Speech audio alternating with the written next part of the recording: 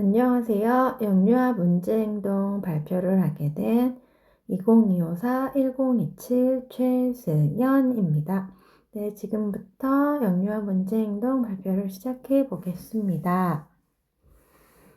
네, 저는 문제행동 대상 아동을 과거의 저로 생각을 하여 이번 과제를 수행해 보았습니다. 네, 금쪽이 정보를 조금 알려드리자면, 네, 저 어릴 때의 사진이고요. 제 어릴 때 사진은 지금 7살 때의 모습입니다.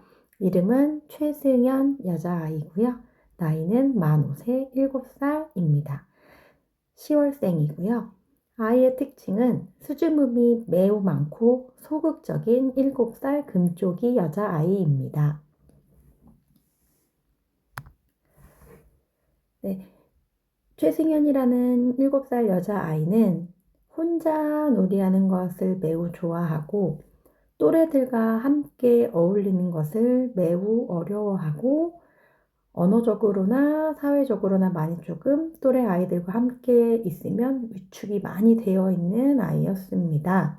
그래서 지금 단체 사진을 보시면 혼자 굉장히 뻘쭘해하고 있는 모습이 보이시고 또 옆에 산타 할아버지를 만나는 장면도 있는데 이날 매우 많이 울었던 기억이 나고 있습니다. 네, 조금 더 자세하게 글로 이야기해 드리겠습니다. 저는 영유아기 그리고 초등학교 졸업 때까지 남들 앞에서 말하고 이야기하고 함께 놀이하며 어울리는 걸 잘하지 못하고 두려워하는 아이였습니다. 친구들이 말을 걸면 도망가고 싶고 회피하고 싶은 성향이 매우 강해서 유치원, 초등학교 가는 것도 무서워하는 매우 소극적인 아이였습니다. 유치원 버스가 오면 항상 유치원 버스 앞에서 울면서 정말 억지로 타고 유치원에서도 거의 말을 하지 않고 와서 부모님께서도 많이 걱정하시는 아이였습니다.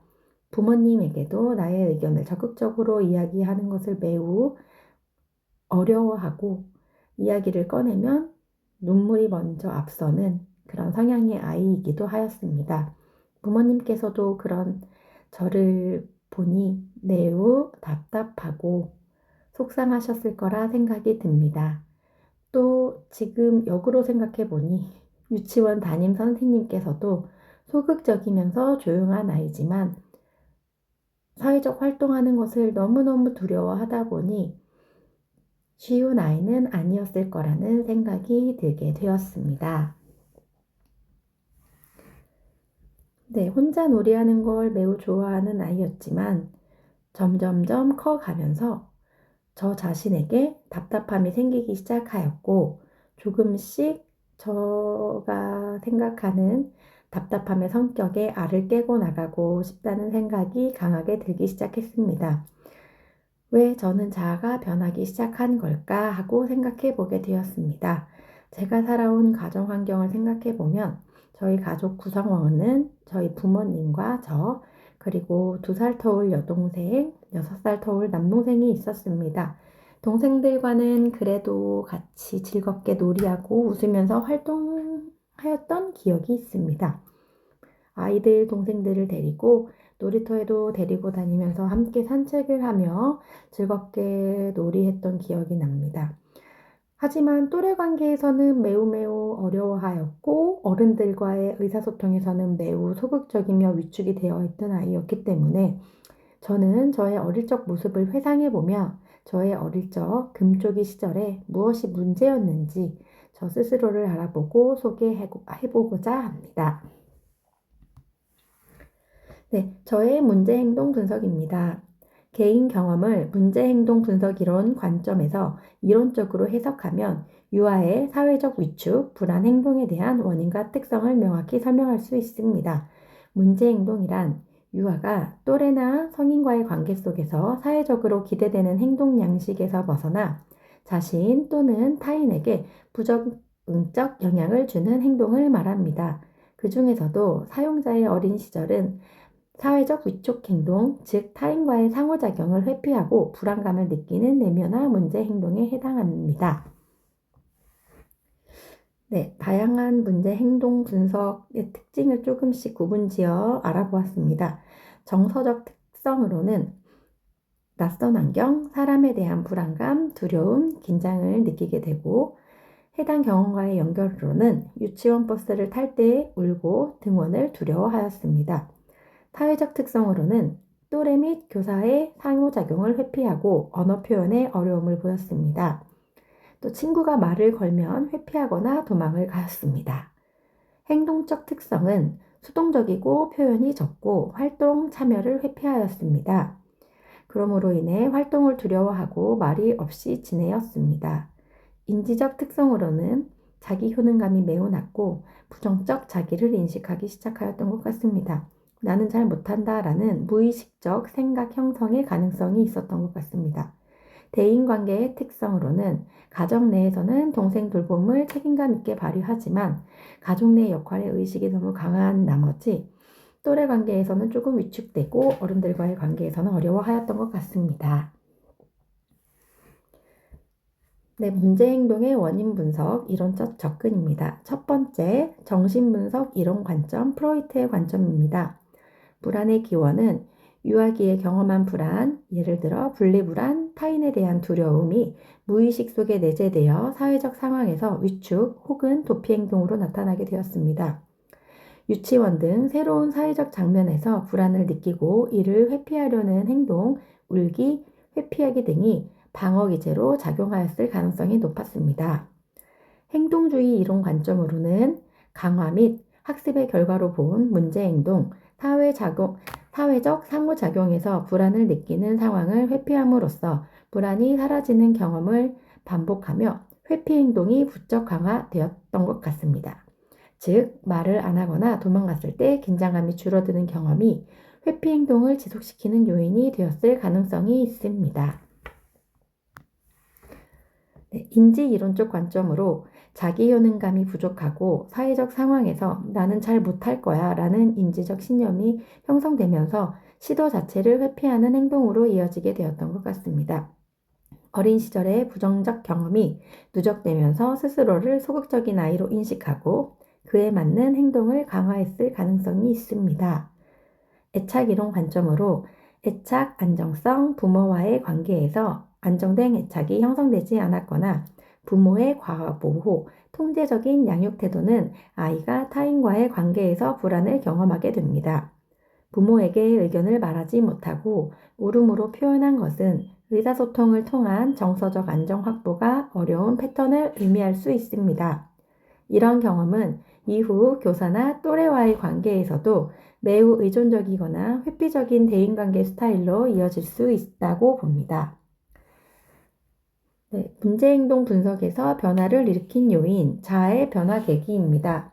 커가면서 답답함을 느끼고 알을 깨고 나오고 싶다라는 내면의 욕구가 생긴 것은 자기 성장과 자아 정체감 형성 과정의 일부로 볼 수 있습니다. 이는 에릭슨의 자율성 대 수치심, 정체감 대 역할 혼미 단계 발달의 발달 과업을 수행하면서 자신의 한계를 인식하고 극복하려는 자아 성찰적 변화가 시작된 것으로 해석됩니다. 유아기의 소극적 행동은 사회적 불안과 낮은 자기 효능감, 제한된 애착 경험 등에서 비롯된 사회적 위축형 문제 행동으로 볼 수 있습니다. 그러나 성장 과정에서 자기 인식이 발달하게 되고 자율성에 대한 욕구가 강화되면서 자신을 바꾸려는 자아 발달의 전환점을 맞이하게 된 것이라고 볼 수 있습니다. 네, 문제행동 지원에 대해서 알아보겠습니다. 제가 선택한 지원 이론으로는 사회학습 이론입니다.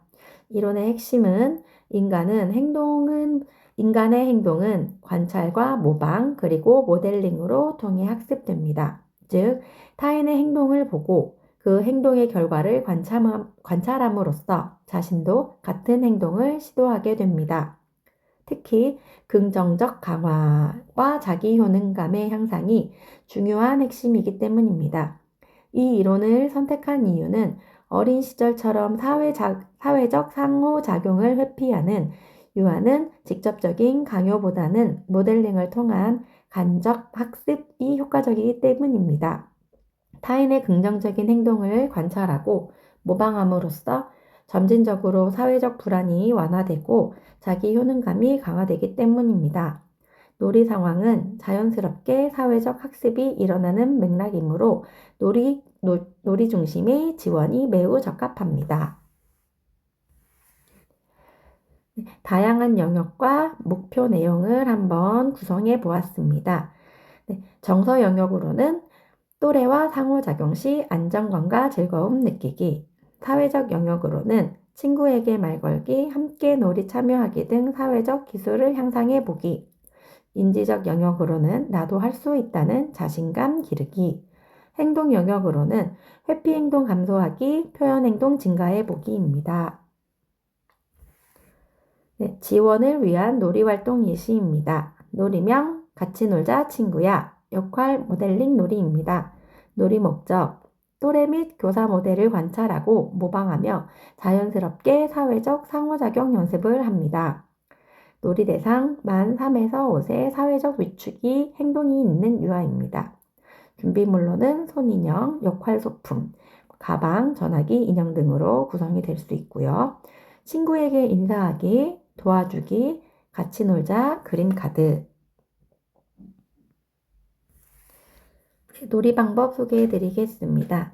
첫 번째, 교사가 모델이 되어 시범 보이기입니다.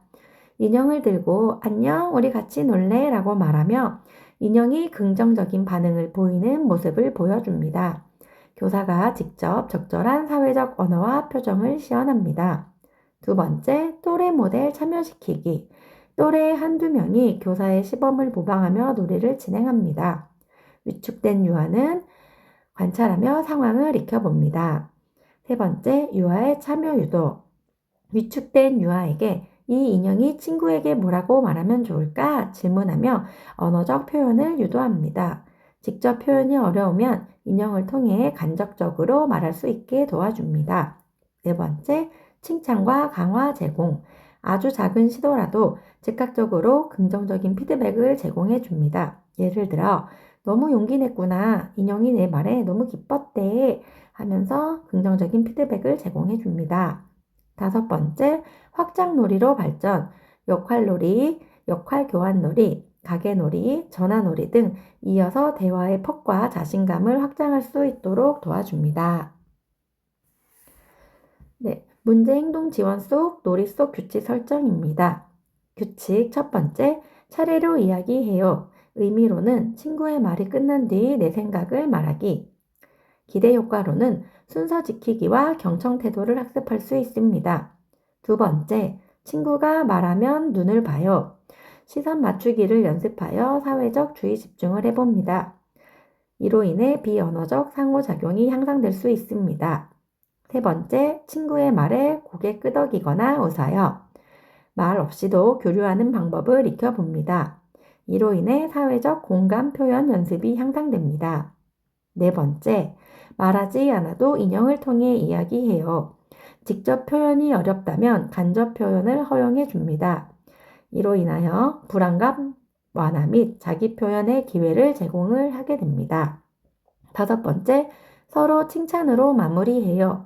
놀이 후 서로의 행동을 칭찬하며 긍정적인 강화를 해봅니다. 이로 인해 자기 효능감이 향상될 수 있습니다. 네, 교사의 지원적 전략입니다.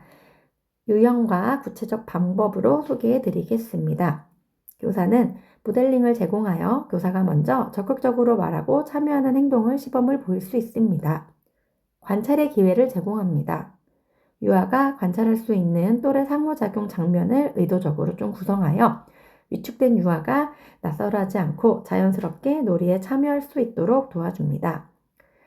점진적 참여 유도, 처음에는 관찰, 소도구 사용, 언어 표현으로 단계적 참여를 유도합니다.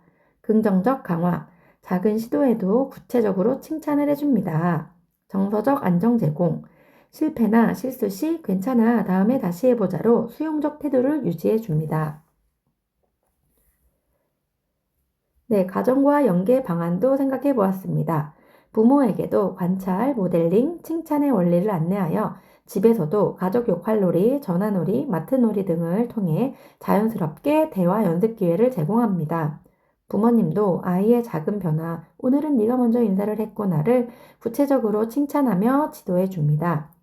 부모와 자녀 간 놀이 일지를 공유하여 유아의 사회적 표현 변화를 교사와 함께 모니터링하여 서로 연계하여 아이가 발달할 수 있게끔 지도해 줍니다.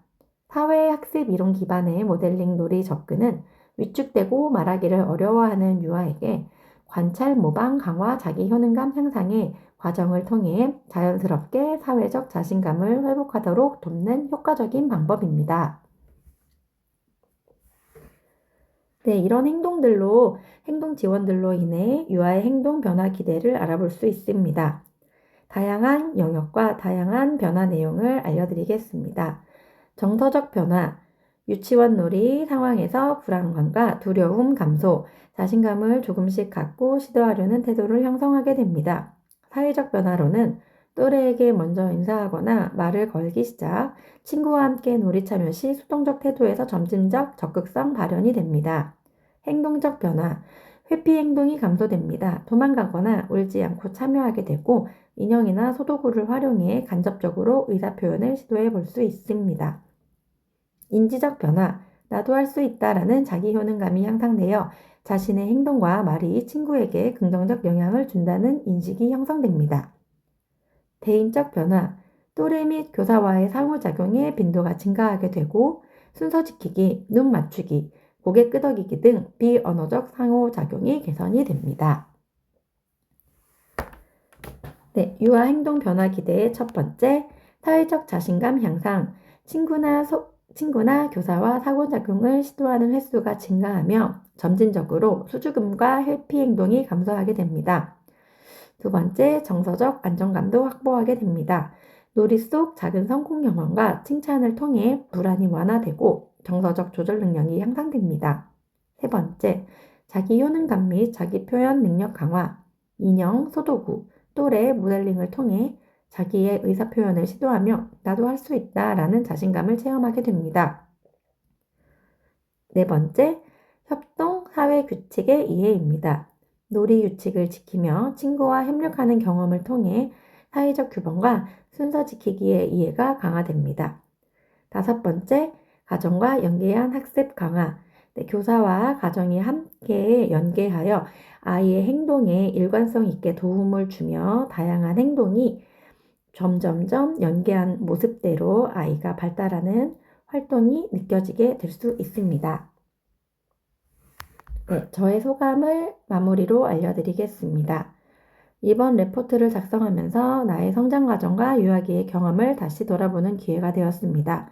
어린 시절 소극적이고 회피적인 성향이 단순한 성격 문제가 아니라 정서적, 인지적, 환경적 요인이 복합적으로 작용한 결과임을 이해하게 되었습니다.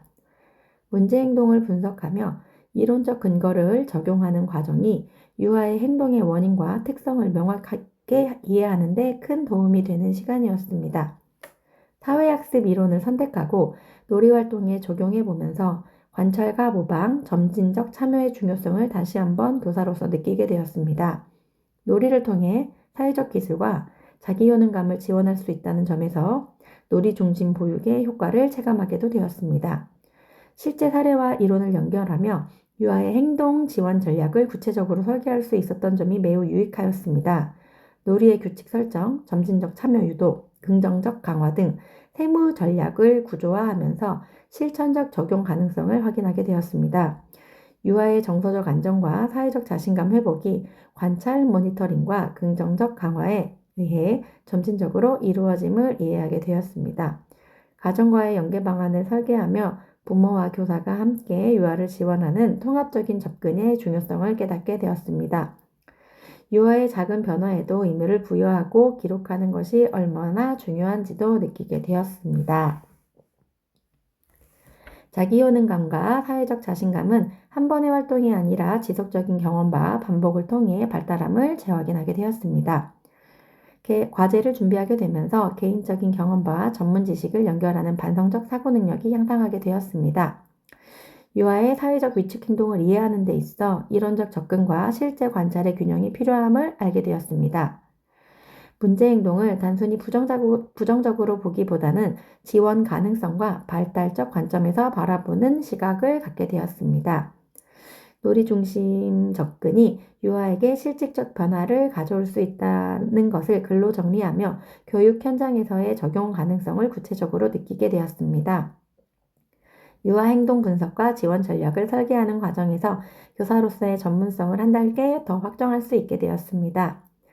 이번 레포트 작성은 자신의 성장 경험을 전문적인 관점에서 해석하는 연습이 되어 매우 의미가 깊었다고 생각합니다.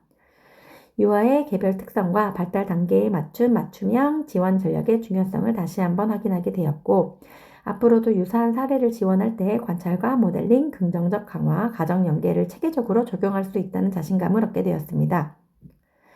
전반적으로 이번 레포트 작성은 자신의 경험을 반성하고 전문적 시각으로 통합할 수 있는 소중한 학습 경험이었다고 생각합니다. 감사합니다.